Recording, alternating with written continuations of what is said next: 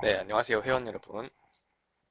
네, 전문가 뿌리고요. 오늘 지난번 금리 이야기에 이어서 오늘 9월 5일에는 무료 방송 두 번째 환율 이야기 진행하도록 하겠습니다. 자, 오늘 그러면 우리가 배우려고 하는 이 환율이라는 녀석이 무엇인지부터 알고 가야겠죠? 환율이란 지난번 시간에 금리는 돈의 가격이라고 했습니다. 그래서 금리가 올라가면 돈의 가격이 비싸지는 거고, 금리가 내려가면 돈의 가격이 내려가는 거다. 저렴해지는 것이다 라고 말씀을 드렸는데요. 환율은 내 돈과 다른 나라의 돈을 비교해서 누구 돈이 더 비싸느냐라는 겁니다. 그럼 달러 환율은 달러가 비싼가요? 원화가 비싼가요? 라는 질문이고요. 그거에 대한 수치가 나오는 거고, 엔화 환율이라고 한다면 엔화가 비싼가요? 원화가 비싼가요? 라는 질문이 되는 겁니다. 그러면 저희가 예전에 경제 수업이나 혹은 사회 수업, 수업을 들을 때 학교에서 해외여행이 수입업체가 1달러에 1,000원이라고 했을 때 그 1,000원이 2,000원이 되고 1,000원 하던 게 500원이 되고 하면서 여러 가지 예시를 통해서 저희가 공부를 하면서 이렇게 될 것이고 저렇게 될 것이고 했던 내용들이에요. 그런데 이런 거를 그럴 때마다 환율이 올라가면 이렇게 흘러가고 내려가면 이렇게 되고 그런 식으로 생각하면서 이 환율에 대해서 생각을 하면서 어떻게 흘러갈 것인가를 보면 너무 늦습니다. 이게 바로바로 나와줘야 해요. 주식처럼 생각하자고요. 환율이 지금 1,400원을 향해서 올라가고 있는데 주식 차트라고 생각하면 계속해서 가격이 올라가는 거죠. 그러면 저희가 금리는 돈의 가격이라고 했고 환율은 누구 돈이 더 비싼지 비교하는 거라고 했는데 여기서 이제 한 단계 더 들어가면 달러 환율은 달러의 가격, 이게 당연한 얘기겠지만 저 달러 환율은 달러의 가격과 엔화 환율은 엔화의 가격이라는 저 단순한 하지만 핵심을 통과하는 저 이론에 주식의 이름을 넣어보자는 거죠. 삼성전자 환율이라고 한번 생각해 봅시다. 삼성전자의 가격이에요. 애플의 환율이라고 해봅시다. 애플의 가격이에요. 넷플릭스라고 하면 넷플릭스의 가격이 되는 겁니다. 주식 차트예요. 달러를 한 주, 1달러라고 생각하지 말고 한 주 산다고 생각해 봅시다. 달러라는 주식 종목이 있는 거예요. 그걸 저희는 한 주 사야 돼요. 가격이 올라가야 좋을까요? 내려가야 좋을까요? 이렇게 생각하면 모든 게 명쾌해집니다. 그러면 환율은 올라가는 게 저희한테 좋을까, 내려가는 게 좋을까라고 생각을 해봅시다. 일반적인 이제 초보용 비교표인 거예요. 환율이 올라가면 달러가 비싸지겠죠. 수입 기업은, 수입 업체는 달러를 주고 그 나라의 물건 다른 걸 받아오는 거예요. 수출 업체는 우리나라가 물건, 내가 갖고 있는 물건을 주고 달러를 받아오는 거죠. 달러가 계속 늘어나는 겁니다. 수출업체는 달러가 늘어가고 수입업체는 달러가 줄어들어요. 그러면 환율이 상승한다는 얘기는 달러가 비싸지는 거죠. 달러 가격이 막 올라갑니다. 그럼 달러가 많은 쪽이 좋겠죠. 삼성전자를 대입해 봅시다. 수출업체는 물건을 줘가지고 또는 원화, 돈을 내고 삼성전자 주식을 계속 가져오는 업체예요. 수입업체는 삼성전자 주식, 그러니까 달러를 내고 물건을 사오는 거죠. 해외 직구하듯이. 주식을 주고 주식을 주고 원화를 가져오는 게 수입업체예요. 비싸지는 게 늘어나는 회사가 좋겠죠. 그렇기 때문에 달러 환율이 상승한다면 달러가 늘어가는 회사, 달러가 늘어나는 회사, 달러가 계속 생기는 회사, 나한테 플러스 달러가 플러스 되는 회사인 수출업체가 좋습니다. 환율이 내려가면 반대가 되겠죠. 그래서 이거를 이제 경상수지, 정확하게는 무역수지 쪽으로 보자면 환율이 상승할 경우엔 경상수지가 흑자폭이 늘어날 가능성이 높습니다. 수출업체들이 강해지기 때문에요. 수출업체들이 강해지고 외환 보유고가 증가하면 국가 신용도는 상승 쪽으로 긍정적인 영향을 줍니다. 환율이 하락하게 되면 그 반대예요. 자, 여기까지만 보면 환율이 오르는 것이 좋네 라고 생각할 수가 있습니다. 왜냐하면 저희가 이 나라를 경영하는 게임, 심즈나 혹은 다른 문명 같은 게임을 한다고 했을 때 수출 기업이 잘 되는 것이 좋습니다. 왜냐하면 수출 기업은 원천 기술을 가지고 있고 그 기술을 통해서 외화 벌이를 해오는 회사들이에요. 수입 기업들은 외화를 유출해서 다른 나라가 만드는 걸 사오는 회사들입니다. 자기들이 뭘 만들진 못해요. 보따리상인 거예요. 그렇게 단순하게만 생각을 했을 땐 환율이 오르는 것이 수출 기업들이 잘 되고 수출 기업들이 돈을 많이 벌면 그걸 다시 원천 기술을 강화하는데 R&D 투자에 돈을 넣게 되고 그게 다시 수출 기업의 글로벌 경쟁력 강화로 이어지고 그러면 다시 무역 수지가 증가하고 외화를 많이 벌어오니까 외환 보유고가 올라가고 국가 신용도는 상승합니다.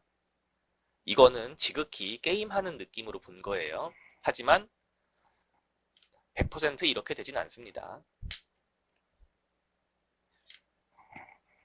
좀 나쁜 쪽도 살펴봐야겠죠? 앞선 PPT 앞선 화면은 제가 의도적으로 좋은 쪽만 본 거예요.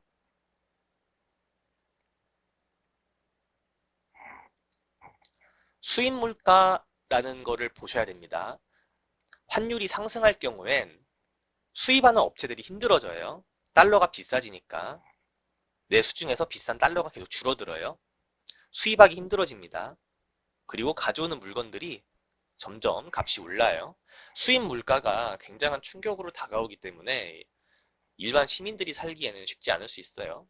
그리고 나라적인 입장에서는 관세를 통해서 벌어져 있는 수입이 감소합니다. 그 다음이 중요하죠. 환율이 계속 올라가면 자, 달러가 비싸지는 거라고 말씀드렸습니다. 달러가 비싸지는데 해외 자본이 우리나라 시장에 멈춰 있을 필요가 있을까요?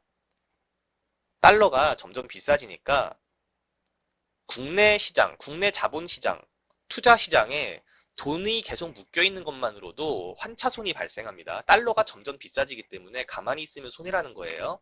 비싸지는 쪽으로 돈이 흘러가야겠죠. 저희도 주식을 살 때 오를 것 같은 주식에 돈을 넣잖아요. 달러가 계속 오르고 있으면 모든 돈들이 달러로 향하겠죠. 근데 없던 돈이 갑자기 땅에서 솟아나는 것이 아니라 우리나라에 투자되어 있던 자본을 빼고 달러로 바꾼다는 거예요. 반대로 환율이 계속 내려가고 있으면 달러를 가지고 있는 사람들 입장에서는 달러의 가치가 내려가는 거죠. 환율이 내려간다는 소리는 다른 나라 돈에 비해서 달러가 점점 저렴해지고 있는 겁니다. 그러면 큰 자본을 굴리는 입장에서 가만히 있으면 손해라는 거예요. 그러면 환율이 달러 환율이 계속 내려가고 있어서 원화의 가치가 상대적으로 높아지면 그 사람들은 우리나라 투자시장 또는 자본시장, 금융시장 뭐가 됐든지 간에 우리나라 시장 내에 달러를 바꿔서 집어 넣어 놓기만 해도 돈이 벌린다는 겁니다. 환차익을 노리는 거겠죠. 자, 금리는 돈의 가치라고 말씀드렸어요. 저번 시간에. 금리가 올라가면 시중에 풀려있던 돈이 한 곳으로 회수됩니다. 왜 회수가 되느냐? 투자 시장에 놔두는 것보다 금리가 높아지니까 돈의 가치가 비싸지는데 그 돈을 삼성전자, 애플, 넷플릭스 이런 주식으로 사놓고 있는 상태가 손해인 거예요. 돈으로 갖고 있으면 돈이 비싸지는데 왜 주식으로 갖고 있냐? 그러니까 금리가 오르면 주식시장에는 안 좋은 겁니다.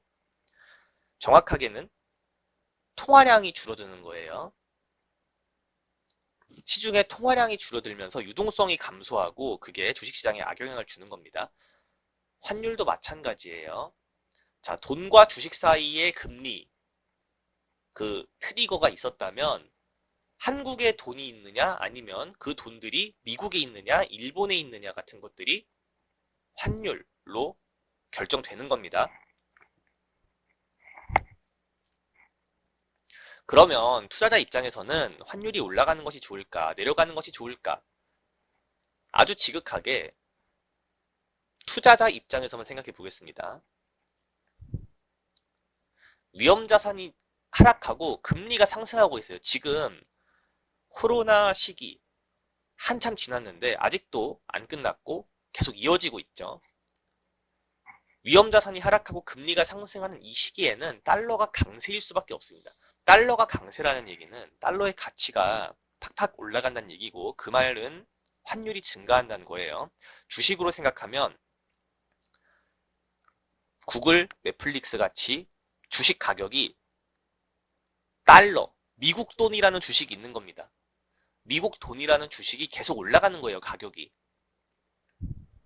그러면 달러를 벌어들이는 수출 기업은 실적이 개선되고, 달러를 써야 되는 수입 기업들은 실적이 악화될 겁니다. 특히 에너지. 제가 여기 특히 에너지라고 써놓은 것은 유가가 함께 올라가고 있기 때문이에요. 유가가 올라가서 에너지 상품 또는 실물들, 실제 원유, 그런 에너지 관련된 상품들, 제품들의 가격이 올라가는데 환율까지 올라가기 때문에 수입을 위주로 해오는, 거기다가 에너지 수입을 하는 기업의 입장에서는 악재가 더블로 있는 겁니다. 관련 주식들이 이런 외환위기 이후 지금 최고로 올라가고 있다는 이 환율 강세 시장에서 어떻게 움직이고 있는지 살펴볼 필요가 있어요.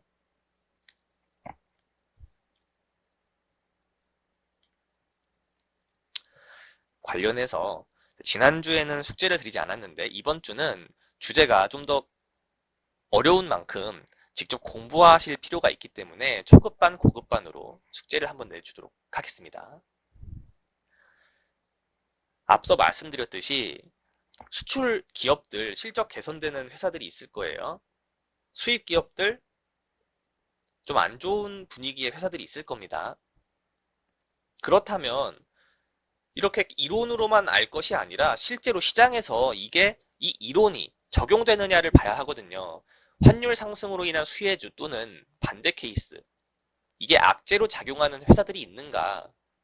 그렇다면 나는 이 회사들을 수혜주라고, 또는 수혜주가 아니라 악재를 맞는 회사들이라고 판단했는데 시장에서는 어떻게 차트가 움직이는가? 모든 사람들이 나처럼 생각해서 수혜주라고 생각되는 곳에 돈이 몰리고 반대 케이스에선 돈이 빠져나가는가?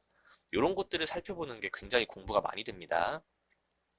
고급반용은 어려우니까 그냥 글자만 보시고요. 관심 있으신 분들은 한번 찾아보시고, 네, 제가 운영하고 있는 무료 톡방에 오셔서 질문하시면 친절하게 정답 알려드릴게요.